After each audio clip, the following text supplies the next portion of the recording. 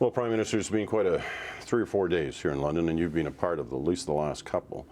What does it say to you when you see the kind of response that the Queen had here in London? Well, I think it says a lot of things, Peter. I think, first of all, there is a great outpouring of affection for, 60 years of really incredible, selfless, dedicated service. I do think also, and you probably can't really feel it if you're here, for so many people, it's in effect a sweep of history.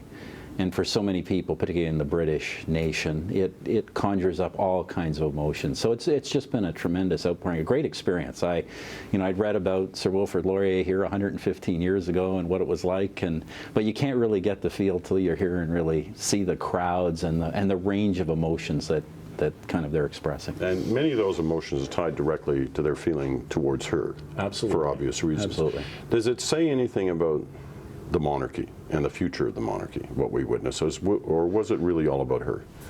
I think it's hard to separate the two. I think the fact that Prince Charles really led the royal part of the celebration at the end of the concert last night and received such a warm response from the crowd, I think does speak to the broader future and narrative of the monarchy as well. And obviously there's a lot of emotion around the health of the Duke of Edinburgh also. So I think sometimes with events, what I saw last night, sometimes with events that conjure up powerful emotions, I say respect, dedication, affection, but also kind of the awe and all the experiences people have had over both the nation individually and collectively over the 60 years. I think it's sometimes hard to categorize these emotions. They just are what they are. I want to move on to something that in some ways this weekend is masked, at least here in Britain, and that is what many feel is a kind of impending doom and gloom in terms of the European economy, certain sections of it, and the impact that can have on the global economy. How bad is the situation in your view? Well, first of all, Peter, I think it is important to point out that here and in many parts of Europe, the economy is actually in recession. It's in recession now. And obviously this is very worrisome. There are both sovereign debt crises going on, and there are banking crises that are still very active. And they're all interconnected in this part of the world and ultimately have interconnections elsewhere. And although our European friends have done a great job of avoiding a catastrophic event over the past 4 years, the fact is we're now 4 years into this crisis and we do not have definitive solutions, and nor do we have, in my judgment, necessarily a game plan for all of the various eventualities we could see over the next few months. So obviously we're urging our European friends to work hard on those contingencies. You sound like you're being polite, though, in terms of what they've accomplished over the last 4 years, because in many ways it seems they have not accomplished anything. The situation keeps seeming to get worse. Well, they've avoided a Lehman Brothers type event, and that's what they've been clear on all along. That unlike what happened in the United States in 2008, they don't want a catastrophic event that literally throws the entire global marketplace on every level into turmoil. And they have avoided it so far. They've avoided it through periodically determined, yet short-term action. And I think, Peter, you hit on it exactly. We're 4 years in. I do think in a sense here, I don't want to sound too alarmist, but we're kind of running out of runway here.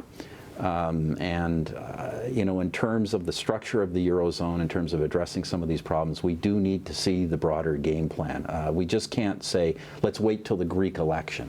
We cannot have a Greek election determining the future of the global economy. That's not fair to anybody. So we're urging them. A few weeks away. We're urging them. Well, we're urging them. How much room is there on the runway? There's still some room, but we just can't constantly deal with short-term problems. We've actually got to have a plan to make this a stable situation. For all the criticisms the United States took in late 08, early 09, the fact of the matter is that once the United States decided to act, through the TARP, through the stimulus, once the United States decided to put all energies towards dealing with the crisis, they contained the crisis and reversed it. And the same thing needs to be done here. How vulnerable is Canada in the midst of all this? Peter, we're not vulnerable as even a first or second wave. Our exposure both our banking exposure, our sovereign exposure to troubled European economies and to troubled European financial institutions is not high. However, we're exposed to others who are exposed to others. And so, look, if things get bad enough... I'm lost. What does that mean? Well... Does that mean that eventually the Canadian banking system, or parts of it, are exposed? Well, same thing we saw, just be frank with the Canadian public here, same thing we saw in 08, 09. Although our banking system remains the strongest in the world, universally recognized as such, although we're not directly exposed to the troubled parts of the global banking system or the global sovereign crisis. The fact of the matter is we're exposed to others who are themselves exposed to others who are themselves exposed to those problems. And so if the thing gets big enough, it's going to affect everybody. It's going to affect everybody potentially through the financial sector. And certainly if the European recession gets deep enough, it will affect everybody. The fact of the matter, Peter, is I'm told already by my counterparts around the globe that it has already been affecting most other economies. North America has been relatively immune to this point in time. But if it gets much deeper, it will affect all of us. So it is, you know, it is essential that it be dealt with. We do have contingencies in place. There are things we can do to minimize the impact on us, as we did in 08, 09. Like what? But well, there's various things that can be done, certainly by the Bank of Canada and through the financial sector, to preserve the health and the liquidity of the Canadian financial system. But that all said, if things get bad enough in the global economy, we're part of the global economy, we will be affected, which is why we work diligently with our partners, through myself, through the Minister of Finance, through the central bank governor, to try and identify solutions for some of our partners. You know, you have a calm look on your face, but you sound worried. I mean, I am concerned. Truly worried. Look, I am concerned. Look, Peter, I've ever since mid-08, I've been constantly worried. And you know, we remind Canadians of two things constantly: that Canada is doing better, much better, and our mid to long-term fundamentals are much sounder than virtually the rest of the developed world. At the same time, we're in a global economy that has been recovering, and that recovery is very fragile. I keep saying that. I think sometimes people think when you say things often enough, it's just a mantra. It's not just a mantra. But it sounds like it's more fragile we are now in a fragile, than it was. We are in a fragile situation. It is more fragile now. And as I say, we're getting increasingly to the stage where short-term solutions are not going to be sufficient. You know, and some of those short-term solutions, perhaps they weren't short-term when they were first proposed, but the signals seem to be kind of confusing on this. In the last week or two, we've heard different leaders, not just from Europe, but suggesting that perhaps now is time for both austerity and growth at the same time. You know, listen, I'm not an economist, you are. How can you do that? Well, I don't think there's a contradiction there at all, Peter. The contradiction is if, you know, I would say that how I would phrase it is fiscal discipline and growth are not only both necessary, they're both essential. If you were to take those two phrases and say, by fiscal discipline you mean cutting, and by growth you mean spending, then yes, they're incompatible. But I don't think it's that simple an equation. I do think that you know, all economies need a sense of fiscal discipline, especially over the midterm. And if you're in the middle of a debt crisis, you can't borrow your way out of a debt crisis. That's, you know, logically impossible. But at the same time, you do need, as we're doing in Canada, you need to undertake a range of measures, not just fiscal discipline, to ensure growth. We have an ambitious trade agenda. We're revamping our science and technology policies to get better results. As you know, we're doing labor market reforms. We're doing regulatory reforms. These are all things that need to be done to increase the growth capacity of our economy. Where I think, where I occasionally get troubled, when I hear some leaders who are in the midst of very difficult, let's face it, very, very difficult fiscal and public opinion situations, things that are nowhere close to the kind of situation we experience. When I hear some leaders talking that way and they say growth, it sounds to me like they're looking for some easy way to deal with the problem, when in fact, you know, the changes you have to make in terms of growth policies are often politically very challenging as well. When you talk about having to have a contingency plan, kind of plan B, does this impact the kind of economic measures that you've had in, say, the last budget or the last year? Is that the kind of thing we're talking about? No, if we had, and I don't want to, I don't think it's helpful for leaders to speculate on catastrophic scenarios. There's every reason we should avoid those, Peter. We have, Europe remains, for all its troubles, one of the richest parts of the world. It has the capacity, if it can get the will and coordination, it has the capacity to deal with these problems. But if we found ourselves in catastrophic situations, as we did in 08, 09, these would be additional things we would have to do. What about the euro? Yeah. We, hear increasing suggestions, some from some pretty key people, that time is over, that the euro should be done. Yeah. What would happen if it was? Well, I think that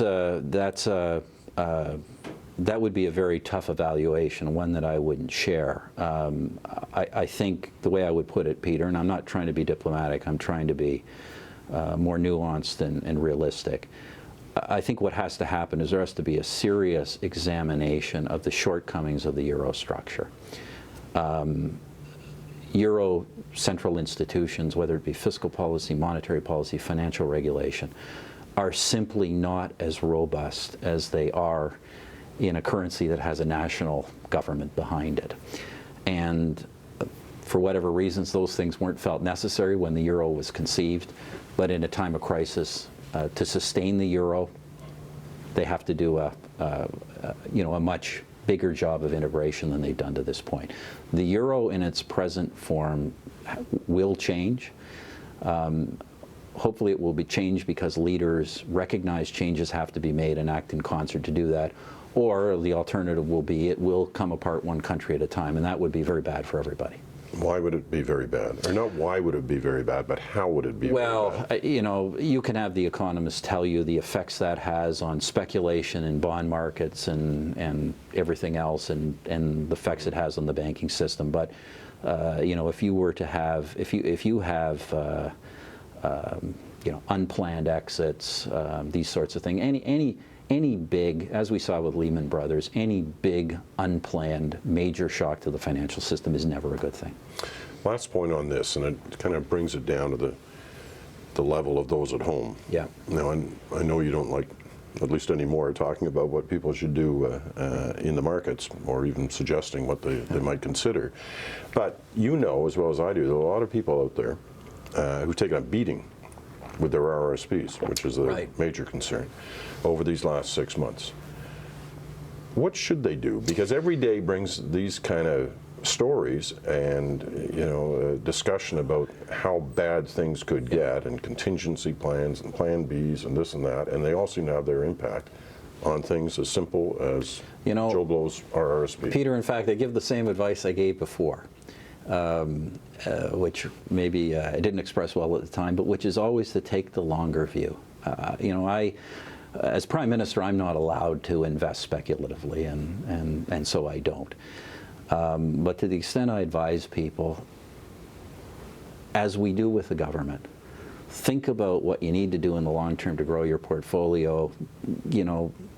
Be in markets and places where the business is good, the long-term prospects are solid, and focus on that. Things will go up and down in the short term. They always do. They always do. It's been more spectacularly up and down over the last 5 years than any time in 80 years. But nevertheless, those things come and go. There will always be solid businesses, and solid markets will always experience growth over time. So have a mid to long-term game plan and stick with it. So don't cut and run from the market. Don't cut and run. And that's what our financial institutions will do. That's why we have the most solid financial institutions in the world. They think that way. They don't cut and run. They don't get into a lot of short-term speculation.